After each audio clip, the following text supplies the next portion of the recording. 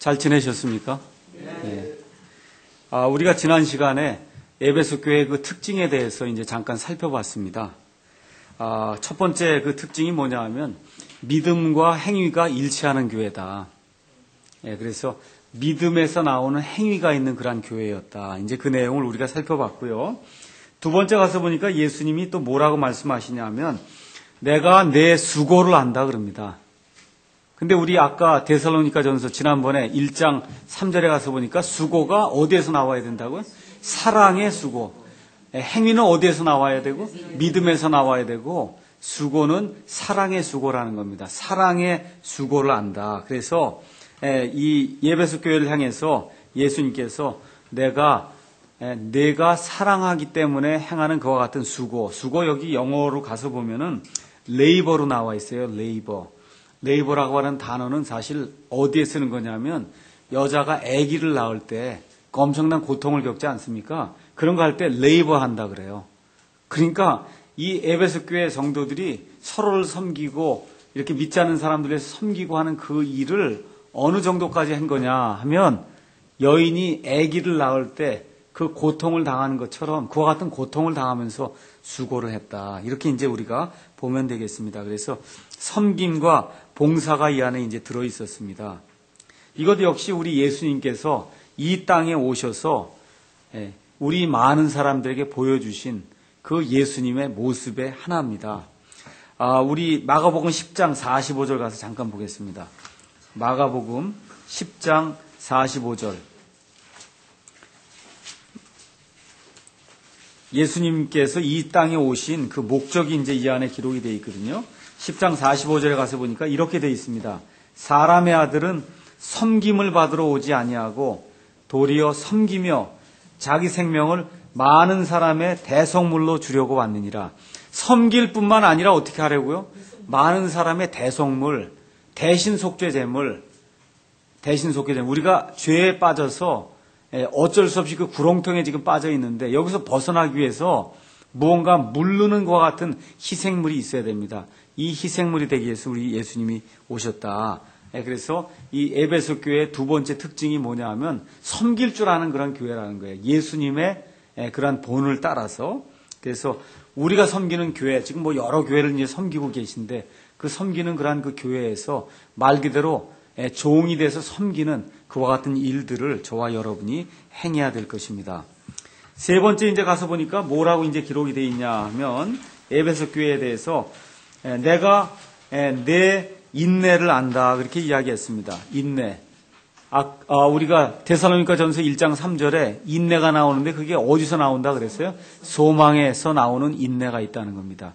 에베소 교회 그 성도들이 얼마나 그 당시에 예수 믿으면 보통 핍박이 있었던 게 아닙니다. 이와 같은 상황 속에서 얼마나 인내를 해야 됐겠어요.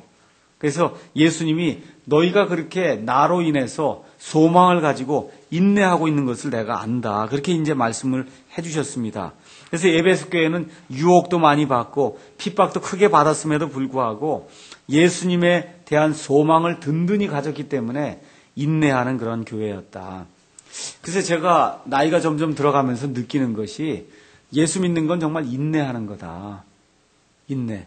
이 세상 많은 일에도 무언가를 이루려면 인내를 해야 되는데 인내를 해서 구원받는다 그런 얘기가 아니고요. 구원받은 성도들이 예수님의 그 향기를 드러내면서 정말 이 거친 세상에서 이렇게 살아가기 위해서는 정말 많은 인내가 필요합니다. 근데 예수님이 에베소 교회 성도들에게 내가 내 인내를 안다. 그러면서 격려를 해주신단 말이죠. 네 번째 이제 또 가서 보니까 내가 사악한 자들을 용납하지 못함을 내가 안다. 그렇게 이야기합니다. 다시 말씀드려서 사악한 자들을 구별할 줄 아는 그런 교회였다는 거예요. 그러니까 성별된 교회였습니다. 초대교회의 특징 중 하나가 뭐냐 하면 세속 문화가 교회 안에 파고들 때 그 세상 문화를 가져오는 그와 같은 사람들을 배척을 하고 그 사람들이 교회에 발을 붙이지 못하도록 그렇게 만들었다는 겁니다.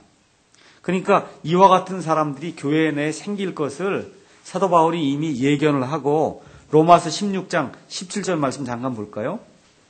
로마서 16장 17절에 가서 보면 이와 같은 사람들을 어떻게 대해야 되는가 성경에서 분명하게 가르쳐주고 있습니다. 한번 보겠습니다. 형제들아, 이제 내가 너희에게 간청하노니 너희가 배운 교리에 역행하여 분쟁을 일으키거나 실족하게 하는 자들을 주목하고 그들을 피하라는 거예요. 영어로 가서 보면 마크라라는 거예요. 여러분 마크 알죠? 사인펜이나 이와 같은 걸로 마킹하는 거 아시죠? 그 사람들이 이렇게 마킹하라는 거예요. 이렇게 마킹하고는 그 사람들을 피하라는 겁니다. 근데 지금 에베소 교회 그 성도도 이와 같은 사악한 자들을 용납하지 않았다는 거, 그거를 예수님이 알고 있다. 지금 그렇게 이야기를 하고 있습니다. 그 다음에 다섯 번째 이 에베소 교회는 또한 뭐라고 얘기하느냐 하면, 내가 스스로 사도라고 말하나 사도가 아닌 자들을 시험하여 그들이 거짓말하는 자들임을 알아내었다. 그렇게 기록하고 있습니다. 이게 상당히 중요한 내용이에요.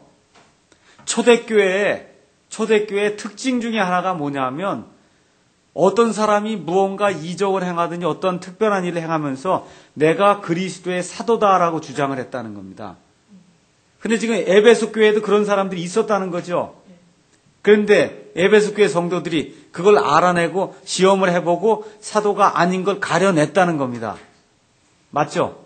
예, 그래서 순수함을 유지한 그런 교회라는 겁니다. 자, 그러면 사도는 어떤 사람만이 사도가 될 수 있느냐? 먼저 이걸 물어볼게요. 지금 이 시대에 사도가 있습니까? 없습니까? 없죠? 사도가 없어요. 사도가 되려면 몇 가지 증표가 있어야 사도가 됩니다. 예, 몇 가지 증표가 있냐? 자, 한번 가서 보죠. 사도행전 1장 21절에서 22절 말씀을 잠깐 보겠습니다. 사도행전 1장에 가서 보시면 가룟 유다가 죽었습니다. 가룟 유다가 죽으니까 12사도 중에 하나가 이제 떨어져 나가서 그 하나님의 일을 하기 위해서 사도를 하나 보충하는 장면이 이 안에 나오고 있습니다. 맞죠? 그래서 누구로 보충을 했어요, 나중에? 마띠아로 보충을 했죠. 근데 거기에 가서 보니까 21절, 22절에 사도가 될 수 있는 그와 같은 자격을 갖춘 사람에 대해서 나옵니다. 뭐라고 돼 있냐면, 그러므로 주 예수님께서 요한의 침례로부터 시작하여 우리를 떠나 들려 올라가신 바로 그날까지 우리 가운데서 드나시던 모든 때, 그러니까 예수님이 요한의 침례부터 시작해서 승천하실 때까지, 그때까지 드나들던 그런 사람들 가운데 우리와 함께 다니던 이 사람들 중에서 반드시 하나를 임명하여 우리와 함께 그분의 부활을 증언할 증인이 되게 하여야 하리라 하고 두 사람을 선택했다는 거죠. 거기에 합당한 사람이 두 사람이 있었다는 거예요. 맞죠? 그래서 그 두 사람 중에 하나를 놓고 제비를 뽑아서 마띠아를 뽑았다. 그러니까 사도가 되려면 뭘 해야 돼요? 예수님을 봐야만 됩니다. 그럼 사도 바울은 예수님 봤어요, 못 봤어요? 예수님을 직접 봤거든요. 그 다음에 사도가 되려면 또 다른 증표가 있어야 됩니다. 어떤 증표가 있어야 되냐? 기적을 일으킬 수 있는 그런 증표가 있어야 돼요. 다 같이 고린도 후서 12장 12절 한번 가서 보세요.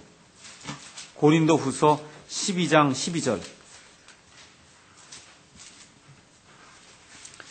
고린도 후서 12장 12절에 가서 보면 사도 바울이 뭐라고 이야기하느냐 하면, 진실로 내가 너희 가운데서 모든 인내와 표적들과 이적들과 능한 행위들로 뭘 했어요?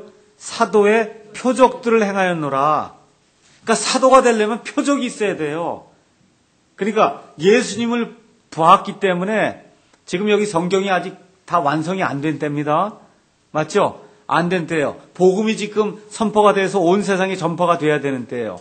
이렇게 하니까 하나님께서, 예수님께서 복음을 선포하는 이들에게 이 사람이 전하는 복음이 진짜 복음이라고 하는 걸 확증해 주시기 위해서 여러 가지 이적들을 일으키고 기적들을 일으킬 수 있는 그와 같은 능력들을 주셨고, 그렇게 함으로 말미암아 사도 바울 죽은 사람 일으켰습니까? 안 일으켰습니까? 누구를 일으켰어요? 유두고라고 하는 이 청년이 3층 다락방에서 떨어진 걸 일으켜서 세워서 살려줬죠. 맞죠? 이와 같은 일들을 행했다는 거예요. 자, 사도행전 요거 그대로 두시고 사도행전 19장 12절 가서 한번 보시죠.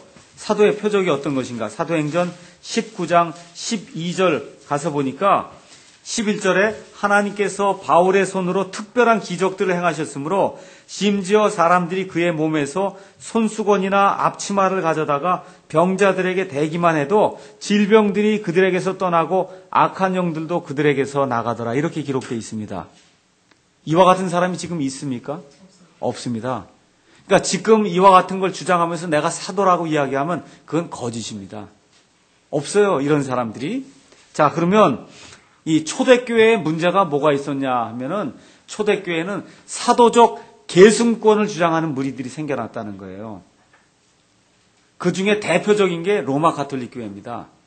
로마 가톨릭 교회는 어떻게 사도적 계승권을 주장하느냐 하면 초대 교황이 누구라는 거예요?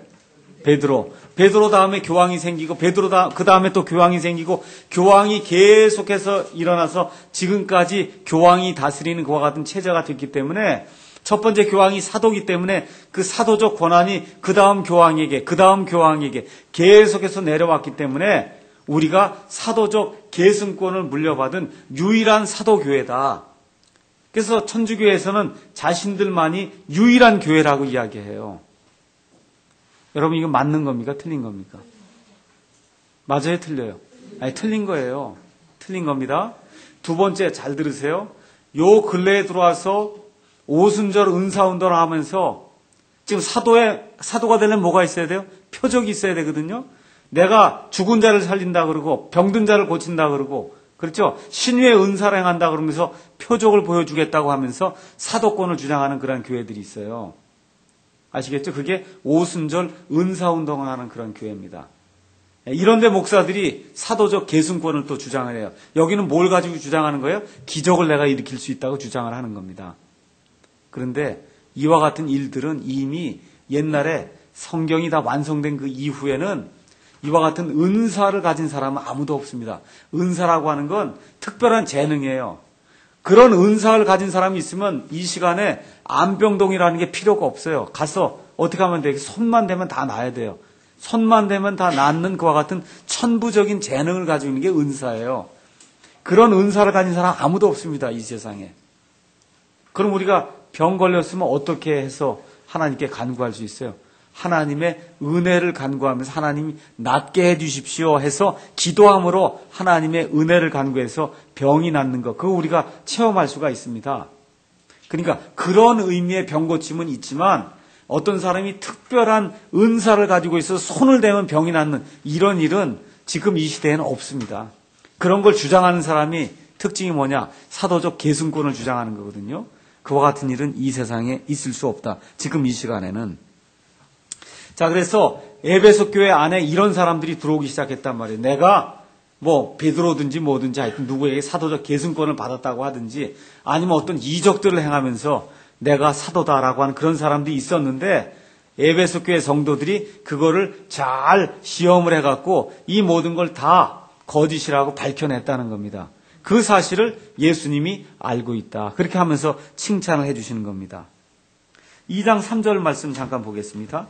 2장 3절에 가서 보니까 또 뭐라고 돼 있냐면 또 내가 참고 인내하며 내 이름을 위해 수고하고 낙심하지 아니하였느니라. 지금 이렇게 이야기하고 있습니다. 내 이름을 위해 수고하고 낙심하지 않았다. 그래서 낙심하지 않은 교회다라고 예수님이 이야기를 해주고 있습니다. 여러분 어느 경우에 낙심합니까?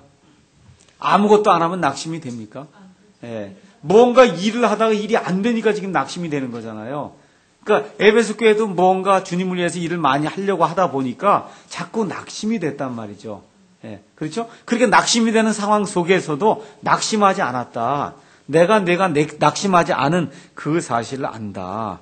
그래서 갈라디아서 6장 9절에 선하게 행하다가 낙심하지 말라고 때가 되면 주님께서 이루어 주시겠다고 이제 말씀을 해 주십니다. 그래서 에베소 교회의 그 특징을 가서 보면은 2절에서 3절에는 아주 좋은 것들이 많이 풍성하게 나와 있습니다. 아까 어느 자매님이 물어봤죠. 이 7교회 중에 어느 교회가 가장 훌륭하냐? 그 보니까 뭐 필라델피아 교회가 이제 제일 훌륭하죠. 근데 실질적으로 봐서 에베소 교회도 그 다음 중 가는 교회예요. 아주 굉장히 좋은 교회예요. 단 한 가지 책망이 뭡니까? 이제 4절에 나오죠. 그럼에도 불구하고가 나오는 거예요. 그럼에도 불구하고 내가 이렇게 이 믿음의 행위를 행하고 그 다음에 사랑의 수고를 행하고 또 소망의 인내를 가지고 나를 섬기고 있는데 그럼에도 불구하고 4절 내가 너를 책망할 것이 많이 있어요? 조금 있어요? 조금 있다는 거예요. 많이 있는 게 아니라 조금 있다는 겁니다. 이는 내가 너의 처음 사랑을 버렸기 때문이라. 우리 결혼할 때도 다 첫사랑 다 가지고서 이렇게 결혼을 하는데 한 5년, 10년, 20년 이렇게 지나면 다 잃어버리죠. 그냥 무덤덤해지지 않습니까?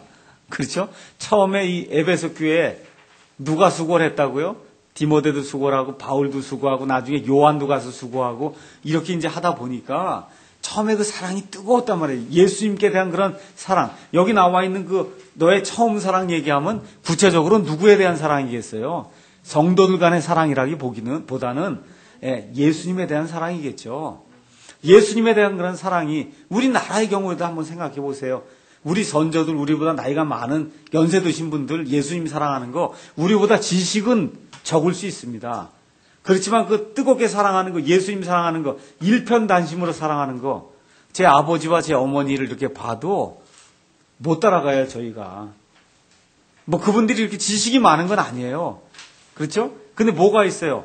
예수님께 대한 그 일편단심의 그 사랑, 그게 아주 강렬하거든요.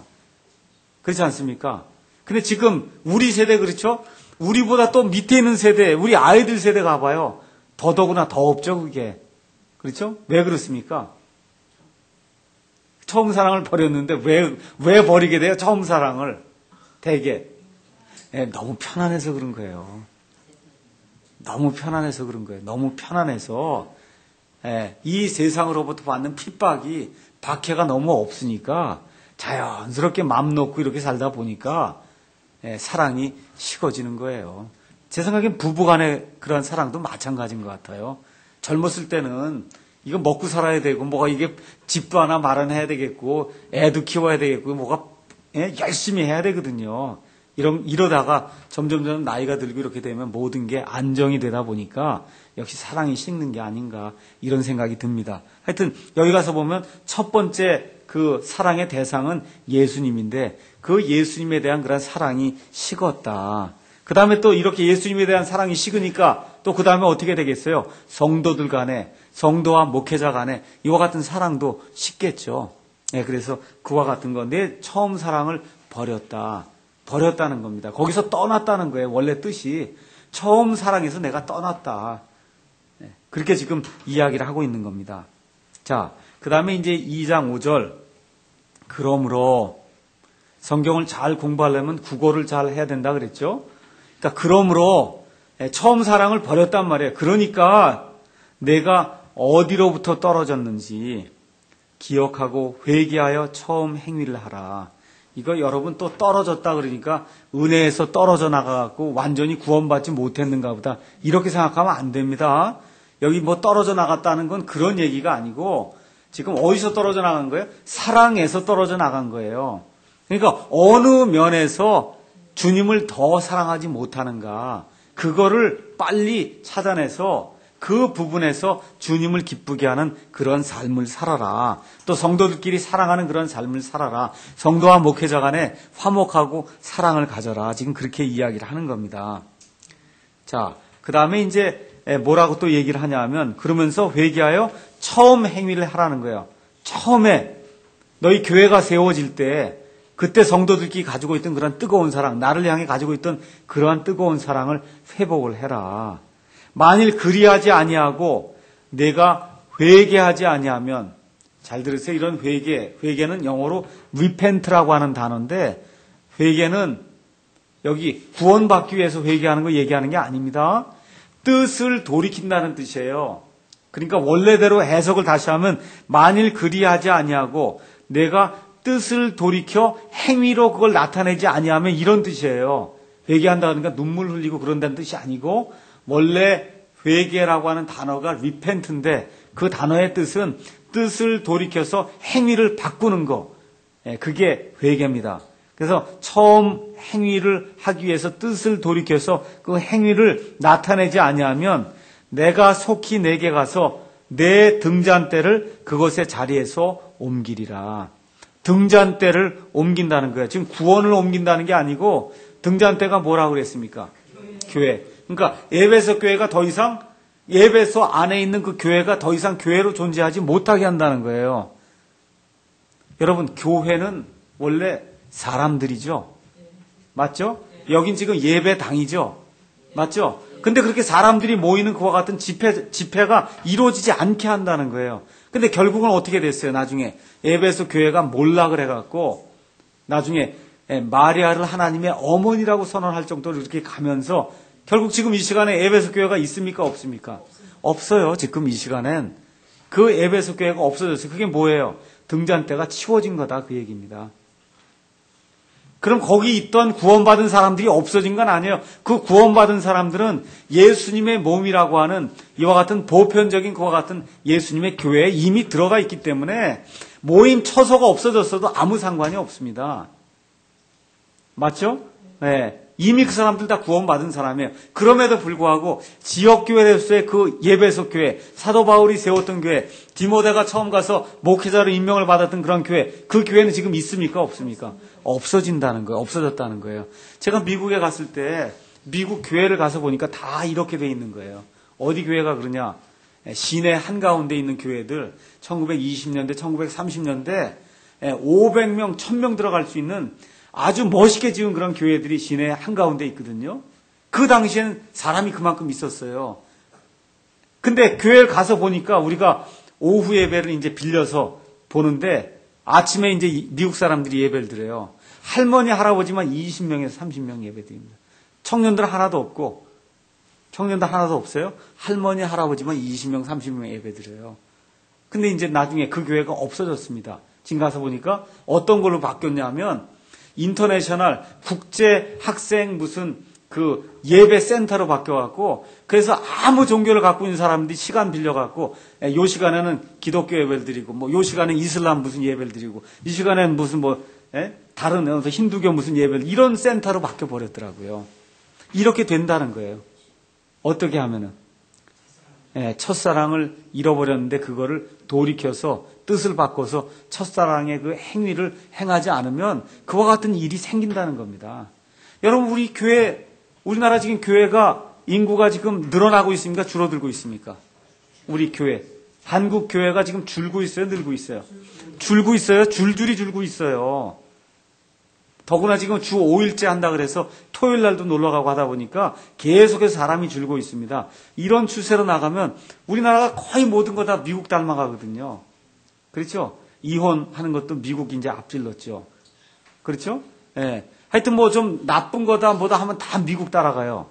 지금 교회도 지금 마찬가지예요. 이런 상태로 나가면은 한 30년, 40년이 가게 되면 지금 웬만한 그런 교회 가서 보세요. 젊은이들이 있습니까? 젊은이들 거의 없어요. 여기 독립적이고 뭐 이렇게 근본적이라고 하는 그런 교회도 한번 가서 보세요. 젊은 사람 있습니까? 거의 없어요. 한 세대가 지나가고 나면 교회를 유지할 만한 사람이 없습니다. 왜 그래요? 처음 사랑을 다 버렸기 때문에 그렇습니다. 그렇게 하다 보니까 복음의 그 진수를 다 버리고 복음이 쓰레기덩이로 이렇게 취급하고 있던 그런 것들을 교회 안에서 갖고 들어와서 이렇게 행하기 때문에 예수님이 지금 책망하는 거예요. 그런 거 하지 마라.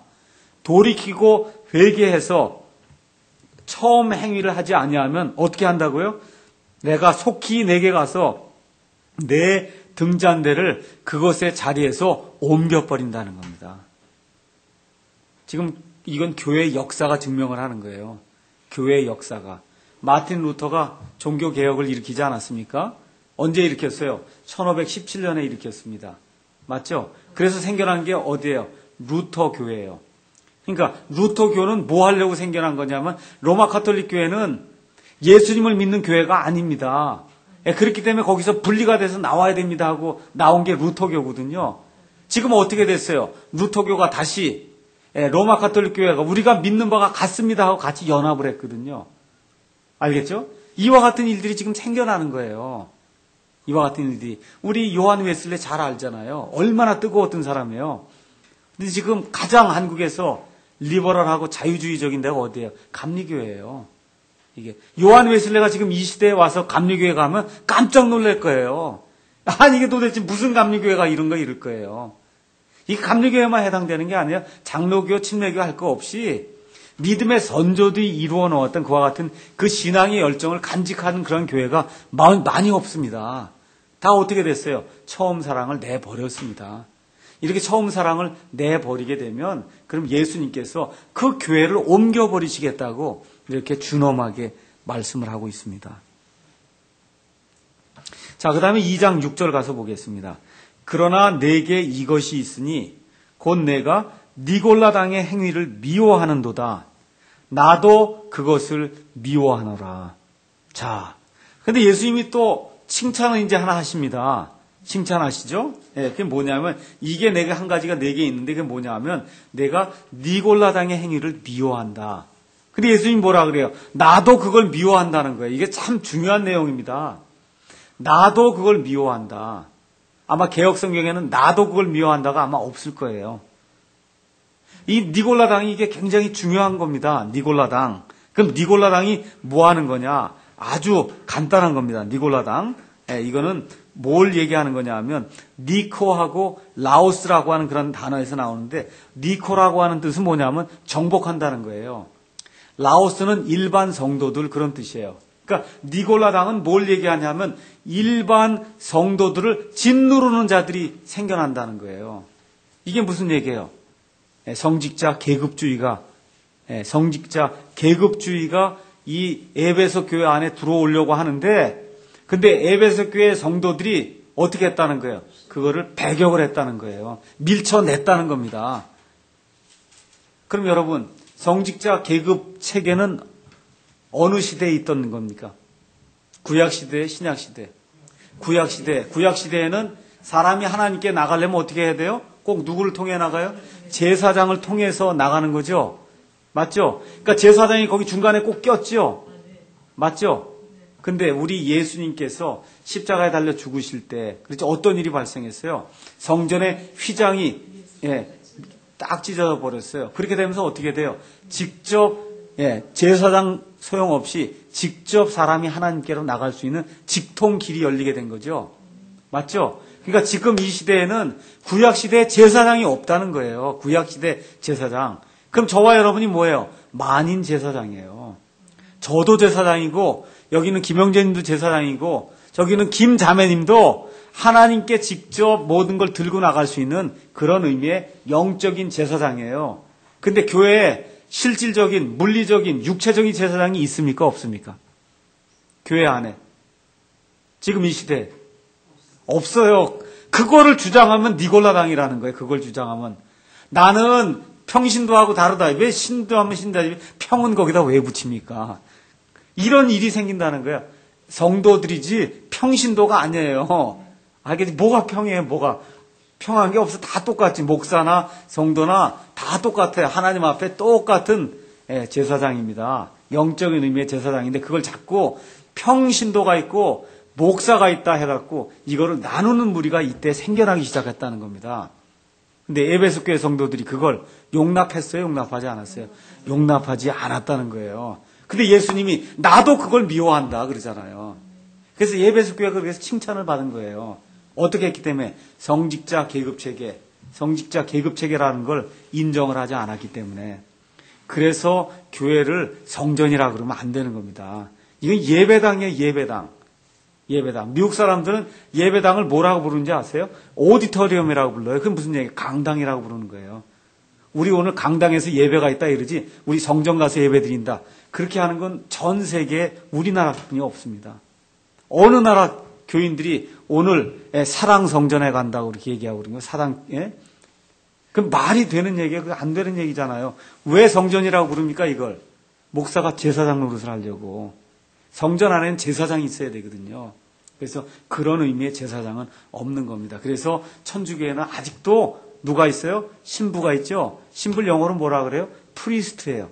프리스트가 뭐예요? 제사장이란 말이에요. 그러니까 지금도 천주교회에서는 하나님께 나아가려면 누구한테 가야 돼요? 신부한테 가서 고백성사를 해야 신부가 오케이 해야만 죄가 용서가 된단 말이죠. 이와 같은 시스템은 예수님께서 십자가에 달려 돌아가신 그 순간에 완전히 없어진 겁니다. 교회 안에 이걸 도입하게 되면 그러면 하나님이 미워하는 것과 같은 일이 되고 마는 겁니다. 이렇게 하다 보니까 카톨릭 교회에서 나온 데가 어디예요? 프로테스탄트예요. 이렇게 하다 보니까 프로테스탄트 교회들이 카톨릭과 같은 전통을 자꾸 받아들여서 목사들이 가운을 입고, 맞죠? 그렇게 뭔가 다르다는 거예요. 이게 달라요, 이게.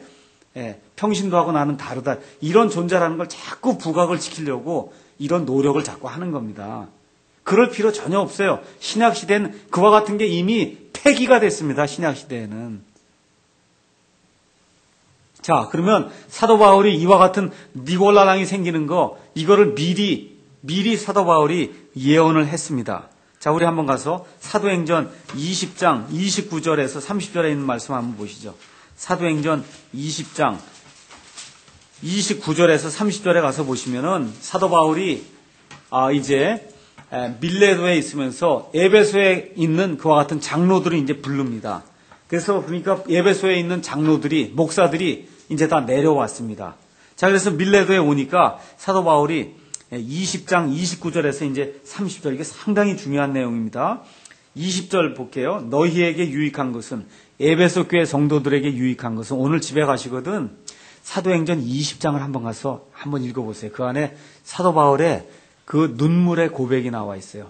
사도 바울의 간증이 들어 있습니다. 누구를 향한 간증이냐 하면 이 에베소 교회 성도들을 얼마나 사랑하고 얼마만큼 하나님의 일을 위해서 자기 자신을 드렸는가.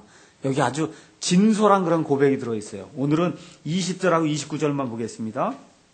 자, 너희에게 유익한 것은 어떤 것도 숨기지 아니하고 너희에게 보여주며 공중 앞에서 또 집으로 다니며 너희를 가르치고 유대인들과 그리스인들에게 하나님을 향한 회개와 우리 주 예수 그리스도를 향한 믿음을 증언하였노라. 이렇게 이제 쭉 얘기를 한 다음에 28절 넘어가서 보세요. 그러므로 너희 자신과 모든 양떼에게 주의를 기울이라. 너희 자신은 에베소 교회 장로들을 이야기하는 겁니다. 성령님께서 너희를 그들의 감독자로 삼으사 하나님의 교회 곧 그분께서 자신의 피로 사신 교회를 먹이게 하셨느니라. 누구의 피로 샀다고요? 하나님의 피로 이 교회를 사셨다는 거예요. 그리고 이 교회를 누구 보러 지금 다스리게 했냐면 에베소 교회에 있는 장로들. 장로가 곧 목사요 감독입니다. 근데 사도 바울이 지금 뭐라고 얘기하냐면 내가 이것을 아노니 곧 내가 떠난 뒤에 사나운 이리들이 너희 가운데로 들어와 양떼를 아끼지 아니할 것이요. 이게 누구라는 거예요? 니골라당이 들어온다는 거예요. 니골라당이. 사나운 이리들이 들어와서 너희 가운데로 들어와서 양떼를 아끼지 않아요. 그러니까 어떻게 해요? 평신도 위에 소위 평신도라고 하는 성도들 위에 군림을 해갖고 잡아먹는단 말이에요. 이게 목사가 제사장 노릇을 하면 성도를 잡아먹는 겁니다. 그럴 수가 없어요. 그와 같은 일이 생긴다는 겁니다. 또 30절 너희 가운데서도 제자들을 끌어내어 자기들을 따르게 하려고 왜곡된 것들을 말하는 사람들이 일어나리라. 사도 바울이 지금 에베소 교회 장로들에게 아주 지금 예언의 말씀으로 미리 경고를 해주는 거예요. 31절 그러므로 깨어서 내가 3년 동안 밤낮 쉬지 않고 눈물로 각 사람을 훈계하던 것을 기억하라. 사도 바울이 2년 동안 두란노 그 학교에서 가르쳤고 그 전에도 가르쳤기 때문에 총 합쳐서 지금 3년이라고 얘기하는 겁니다. 아시겠죠? 그래서 사도 바울이 이와 같은 그 경고의 말씀을 이렇게 줬는데 사도 바울의 경고의 말씀이 있은 지 약 얼마쯤 지나서 30년이 지나고 나서 드디어 뭐가 생겨났어요? 니골라당이라는 게 생겨났는데 근데 이 에베소 교회 성도들이 그걸 어떻게 했다는 거예요? 저지했다는 거예요. 그래서 예수님이 정말 잘했다 지금 얘기하는 겁니다. 나도 그걸 미워한다 그렇게 얘기하는 겁니다. 그래서 교회에서 제일 중요한 게 뭐냐? 니골라당이 생기면 안 됩니다. 이거는 신약시대 교회가 아니에요. 신약시대 교회가 되기 위해서 가장 중요한 것이 뭐냐 하면 성도와 목사가 하나님 앞에서 평등하다는 겁니다. 단지 어떤 것에 차이가 있어요? 하나님의 말씀을 가지고 먹인다고 하는 그런 차원에서 성도들을 이끄는 그러한 사람. 알겠죠? 말씀으로 꼴을 먹여준다고 하는 그런 차원에서 그러한 권위면에서 차이가 있다는 것 외에는 다른 것은 차이가 있을 수가 없습니다. 계급이 다른 거 있을 수가 없습니다. 그래서 신약교회와 구약시대 이스라엘과 가장 차이가 나는 것이 뭐냐? 성직자 계급체제가 있느냐 없느냐입니다. 그래서 우리 성경대로 믿는 그런 교회에서는 이걸 가장 중요한 그런 특징 중에 하나로 여깁니다. 뭐냐? 니골라당이 교회에 있으면 안 됩니다. 그래서 목사가 에헴하고 제사장 노릇을 하기 시작하면 그 교회는 구약시대에 있는 교회예요. 구약시대에는 그런 것이 가능했지만 지금 이 시대엔 그와 같은 일들이 불가능한 겁니다. 자, 7절 이제 가서 보겠습니다.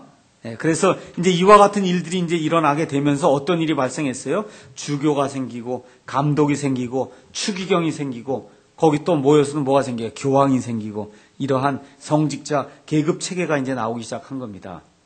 이러한 계급 체계를 가지고 소위 지금 프로테스탄트 교회 안에서도 이 목사들 위에, 그러니까 평신도라고 하는 사람이 있고 또 목사가 있는데 목사들 또 위에서 목사들을 또 누르는 그와 같은 사람들이 있거든요. 이런 일들은 이 신약교회에서는 있을 수 없는 거다. 성경이 지금 그렇게 이야기를 하고 있습니다. 자, 그런데 에베소 교회는 이들의 거짓 교리를 판별하고 그것을 미워했다고 성경이 이야기를 하고 있습니다. 2장 7절에 있는 말씀 한번 가서 보겠습니다. 귀 있는 자는 성령께서 교회들의 말씀하시는 것을 들을지어다. 이건 거의 모든 교회에 다 나오는 말씀이에요. 그러니까 지금 1절부터 6절에 있는 말씀은 구체적으로 어느 교회에게 준 겁니까? 에베소 교회에게 준 거예요. 근데 에베소 교회에 준 것 가운데 들어있는 교훈이 있잖아요. 그 교훈은 모든 교회들에 주는 거라는 거예요. 모든 교회들에. 그러니까 지금 저와 여러분이 속해 있는 그 교회 안에도 에베소 교회가 받아야 될 그런 교훈이 있다는 겁니다. 그 교훈, 또 우리가 속해 있는 그런 교회가 에베소 교회와 같은가 이런 것들을 판단해보고 거기서 좋은 것은 받아들이고 나쁜 것은 엄격하게 배격하는 그와 같은 일이 있어야 된다고 성경이 이야기를 하고 있습니다. 자, 그래서 귀 없는 사람 있습니까? 이 가운데? 귀 없는 사람 있어요? 없죠? 다 귀 있죠? 그러면 교회들에게 주시는 말씀 뭔지 이해하셨죠? 그럼 실천해야 됩니다. 맞죠? 실천해야 되는 겁니다. 그래서 거기에 뭐라고 또 약속을 해주시냐 하면 보상의 약속을 주시는 거예요. 이기는 자에게는 내가 하나님의 낙원 한가운데 있는 생명나무에서 나는 것을 주어 먹게 하리라. 자, 원래 이기는 자는 무슨 뜻이냐 하면 원래 이기는 자 한번 가서 성경에 나와 있는 걸로만 설명하겠습니다. 원래 이기는 자 요한일서 4장 4절 먼저 보겠습니다. 요한일서 4장 4절 가서 보면 어린 자녀들아 너희는 하나님께 속하였고 또 그들을 이기었나니 적그리스도의 영이나 그걸 따르는 그와 같은 자들을 이겼단 말이에요. 이는 너희 안에 계신 분이 세상에 있는 그보다 더 크시기 때문이다 해서 이 사악한 자들을 이긴다 이렇게 얘기가 나왔고 5장 4절 가서 보죠. 무엇이든지 하나님에게서 난 것은 세상을 이기느니라. 세상을 이기는 승리는 이것이니 곧 우리의 믿음이니라 해서 예수 믿는 모든 사람은 다 이기는 자예요. 왜 이기는 자입니까? 하나님에게서 났기 때문에. 맞죠? 그런데 잘 들으세요. 여기 지금 요한일서 누가 기록한 겁니까? 사도 요한이 기록했고, 이 계시록은 누가 기록했어요? 사도 요한이 기록했어요. 그러니까 지금 이기는 자라고 하는 그런 개념이 여기 있는 거나 거기나 비슷해요. 근데 여기 요한계시록 2장에는 특별히 어느 교회를 지금 지칭하면서 이기는 자를 얘기해요? 에베소 교회를 지칭하면서 지금 이기는 자를 얘기하죠?